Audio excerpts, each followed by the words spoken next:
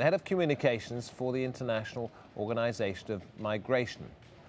He says the world has to stay focused on the plight of the refugees trying to get out. We know that many of them cannot get out of the country. That's more the case for the Africans, for instance, who are absolutely petrified of being victims of mob violence. We know also that some contractual workers are still under contract, they're still inside Libya. And in some cases, we know in that kind of situation that some migrant workers might stay put and wait and see how the situation evolves. But that being said, we have still the potential for massive migration flows across the border with Tunisia and with Egypt, and we need to remain focused. We need to continue the humanitarian evacuation program, more specifically over the coming days for those Bangladeshis that are here in Shusha camp. And of course, for all the other nationals, including Asian contractual workers, West Africans and others who are desperate to go home as we speak. The NATO Secretary General says that attacks on civilians in Libya may amount to crimes against humanity. Anders Fogh Rasmussen described Colonel Gaddafi's response to the protests as outrageous, and he said the world would not stand idly by if the violence continues. If these systematic attacks against the Libyan people continue, it may amount to crime against humanity. Many people around the world would be tempted to say, let's do something to prevent this massacre against the Libyan civilian population. On the other hand, you're also right in pointing to the fact that there are a lot of sensitivities in the region as far as a foreign military intervention is concerned, or what might be considered as a foreign military intervention. And that's exactly the dilemma. Well, out of Yemen, we're getting reports that riots have broken out inside a prison in the capital, Sana'a. Apparently there's been tear gas and bullets there, police vans seen arriving. Inmates are said to be chanting, but it's unclear what they're demanding. Let's talk to Hashim Akhalbara, who's in Sana'a. I want you to tell us what you know about what's happening there, Hashim, but first of all, your assessment of whether this is all part of the protests that have been building up for a number of weeks. So difficult to tell, David. We've been told by some people who live in the vicinity of the prison that they've heard inmates chanting slogans asking Ali Abdullah Saleh to go. However, we cannot confirm this yet. What we know so far is that there is a security build-up outside the prison, more security forces, reinforcements surrounding the whole area, the district.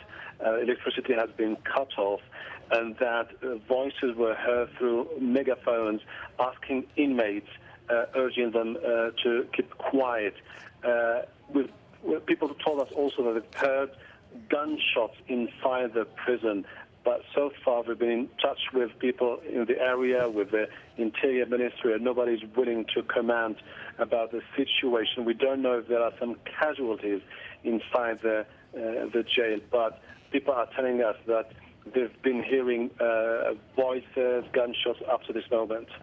What about the coincidence, if it is that, of the timing? Because the opposition in Yemen's been saying that it's going to step up, it's going to escalate the protests. Well, clearly tension is really very high here in the capital, Sana'a, and across the country. President Ali Abdullah Saleh, desperate for an exit strategy, offered yesterday a national dialogue to be held Wednesday, but the opposition, the clerics, don't seem really very excited about this idea of a national dialogue, because they said, we've made our proposal, the proposal is clear, the demand of the street is clear, you have to go. We can allow for a leeway where you can leave within 7 months from now. 2012, Yemen should have a new president. Ali Abdullah Saleh is, for the time being, resisting this, which makes the situation extremely tense across the country.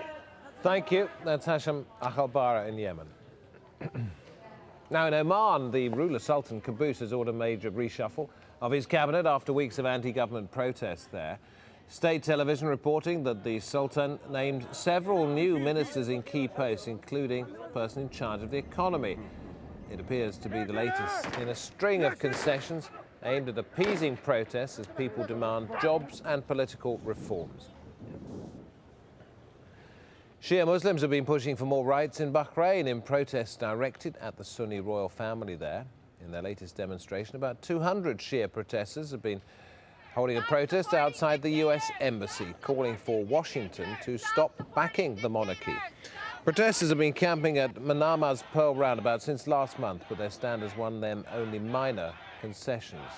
Here's Zainab Al-Khawaja, protest organizer in Manama, who says that she and the others want the US to stop supporting the Bahraini government.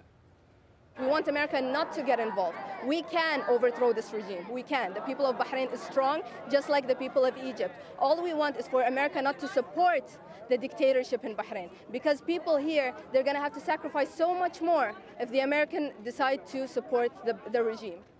And the streets of the Iraqi capital also packed with protesters voicing their remorse for having bothered to vote in the country's elections a year ago. They say they regret electing current members of parliament who they allege haven't helped the country's problems. The protests have been going on since last month against widespread corruption, unemployment and poor public services.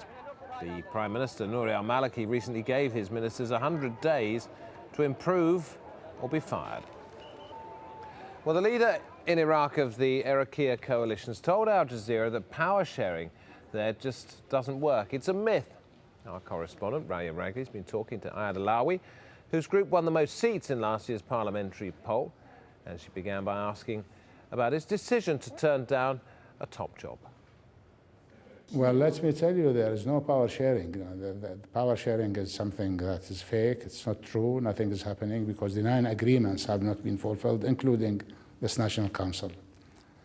I thought it's not worth it since there is no trust anymore, and there is no willingness to go into the power sharing area in a constructive way. I thought it is worthless to be part of the setup.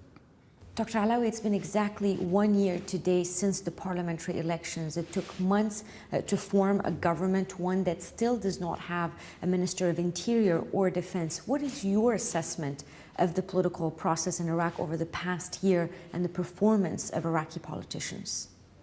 This is why I say we don't have really a democratic process.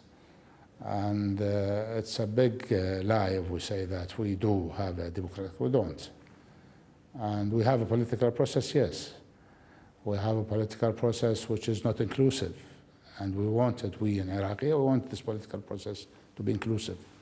Really, we don't have democracy. And it's a joke that we have a democracy. And I think if we want to fool ourselves, we will say we would like to have democracy.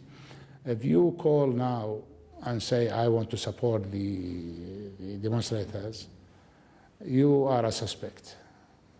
As what happened to the Communist Party yesterday and what happened to the Ummah Party yesterday, and what accusations have been leveled against my political group that we are supporting the demonstrators.